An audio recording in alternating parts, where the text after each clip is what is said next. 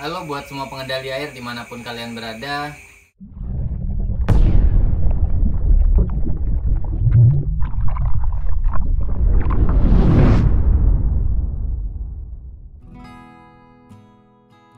Sekarang sudah di penghujung tahun ya.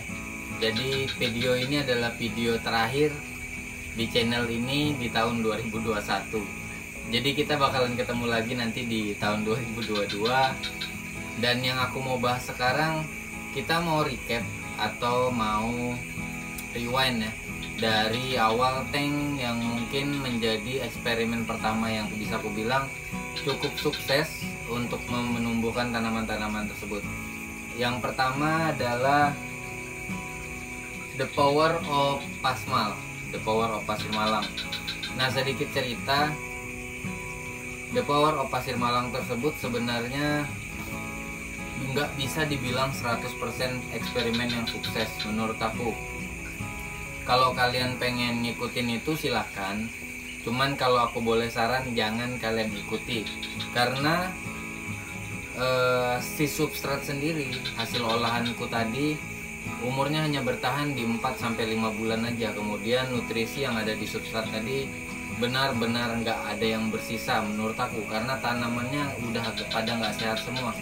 Secara nggak langsung aku harus menyuplai nutrisi tambahan ataupun pupuk cair lebih banyak dari yang seharusnya disuplai. Jadi aku nggak rekomendasikan tutorial itu untuk kalian ikuti. Cuman kalau kalian yang memang penasaran pengen ngikutin itu tutorial, silahkan kalian ikuti.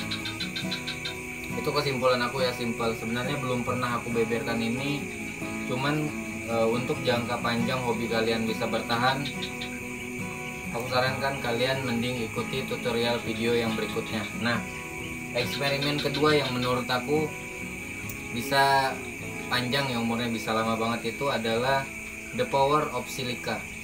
Si The Power of Silica tersebut aku bilang lebih berhasil daripada si The Power of Pasmal. Jadi aku lebih rekomendasikan kalian ikuti tutorial yang The Power of Silica. Kenapa? Karena pupuk dasar yang aku buat itu lebih banyak menampung nutrisi, dan bisa dibilang nutrisinya itu lebih ke slow release ya, jadi tahan lama. Untuk tutorial sendiri kalian bisa ikuti, ada di video-video aku sebelumnya. Di judul ada kok kelihatan di thumbnail, di thumbnail kalau nggak salah itu ada cara aku bikin pupuk dasar. Nah, terus tanpa menggunakan soil, tanpa menggunakan bahan-bahan pabrikan pun aku bisa membuat si The Power of Silica tadi bertahan sampai hampir 1 tahun umurnya baru aku bongkar. Bisa dibilang itu salah satu tank yang dengan substrat buatan ataupun DIY yang bertahan lama menurut aku. Nah, buat kalian yang kaum low budget, kalian bisa ikuti tutorial tersebut. Kalau kalian punya dana lebih, aku lebih sarankan kalian menggunakan substrat dari pabrikan lokal maupun luar ya. Itu lebih menjamin jangka panjangnya untuk si aquascape kalian tersebut bertahan.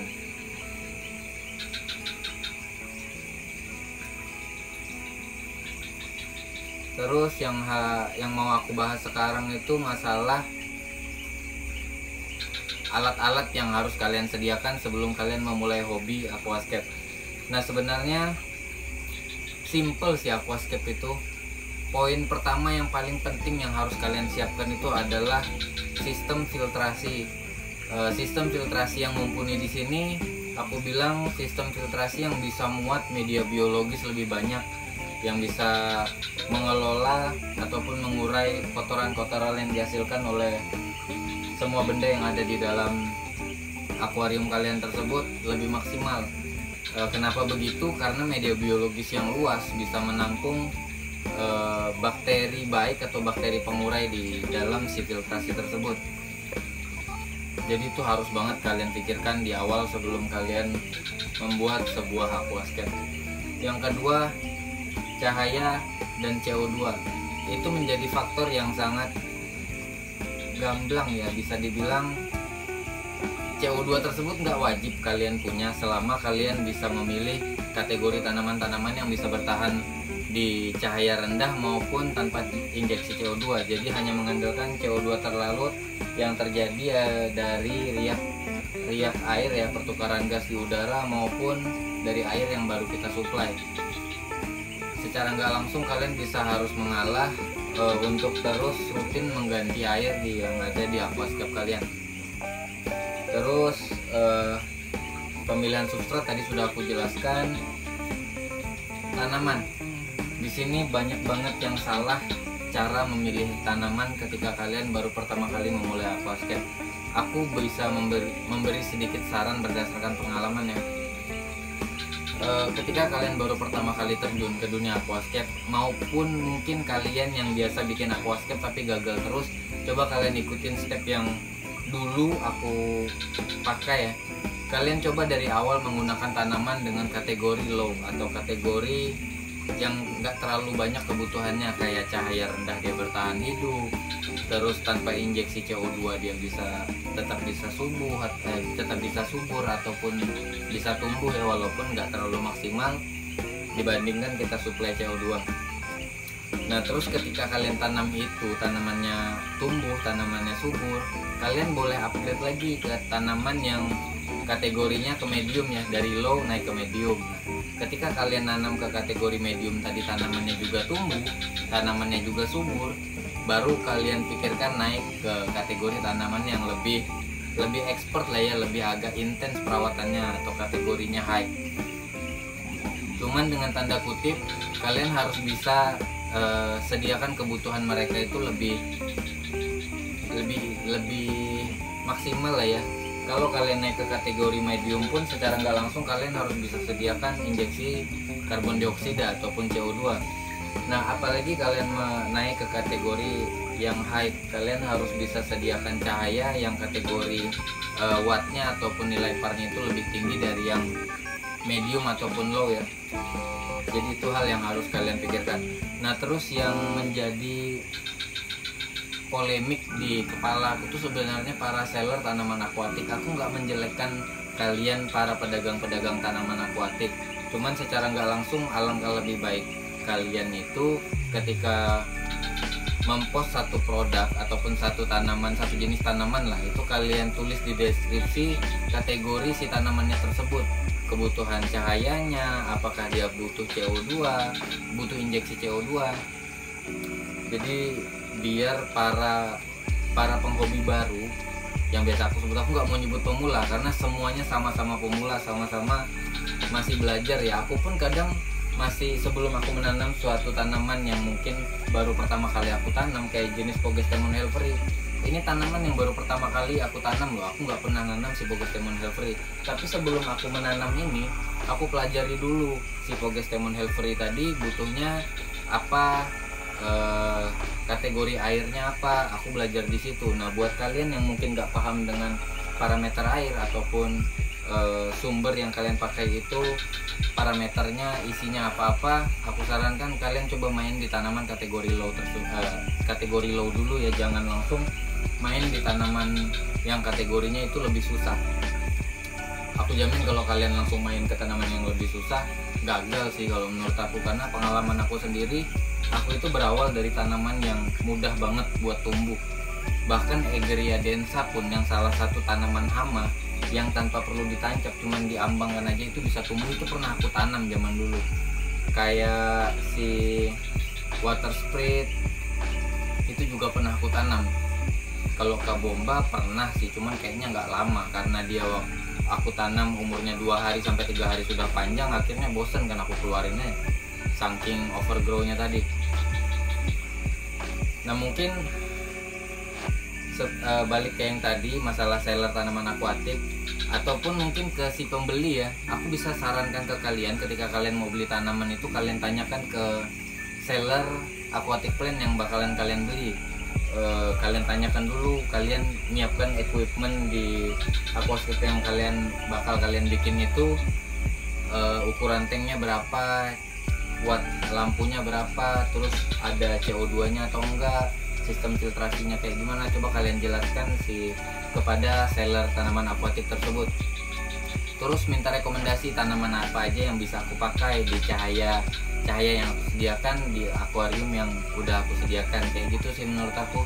Jadi biar kedepannya kalian itu nggak trauma ataupun nggak pensiun dini karena gagal dalam menanam tanaman aquascape ya. Sebenarnya aquascape tuh mudah kok, nggak susah-susah banget kalau kalian nggak langsung ke aquascape dengan kategori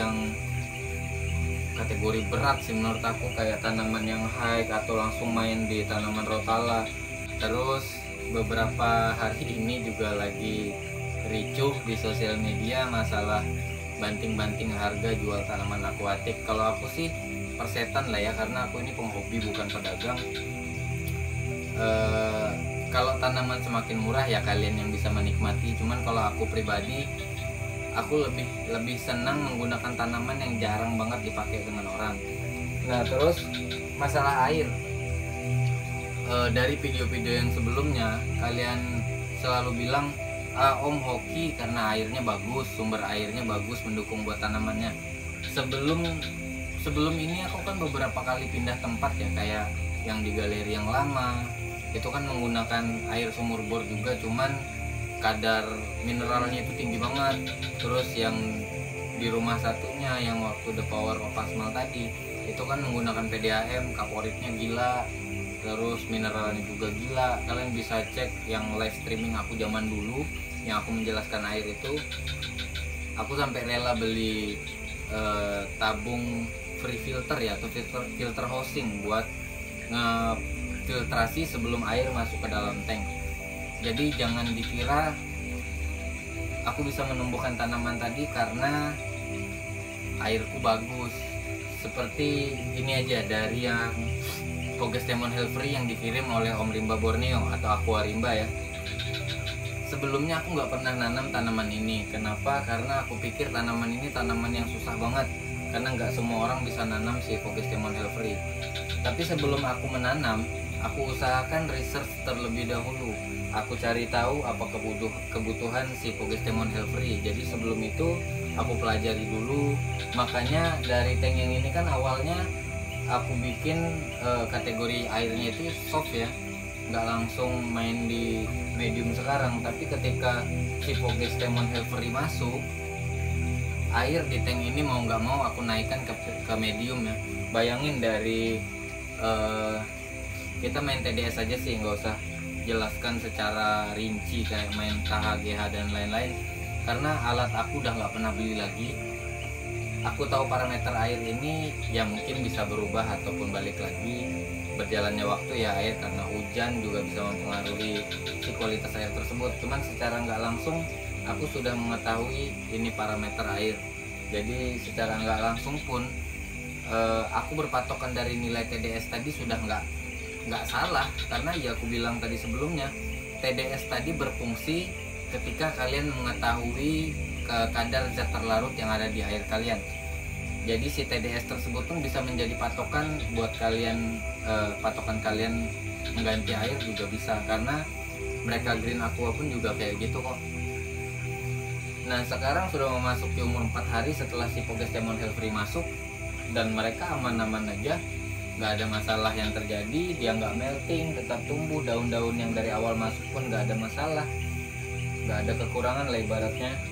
Berarti apa yang aku pelajari sebelum dia masuk, terus perubahan air yang aku lakukan di tank ini itu berhasil. Apalagi ya, ngopi dulu lah.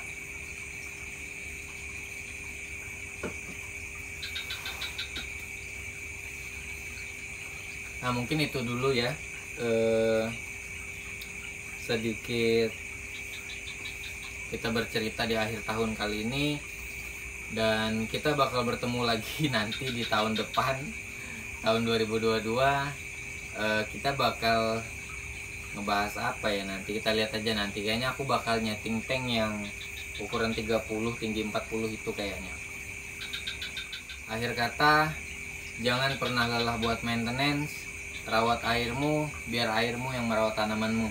See you on the next video.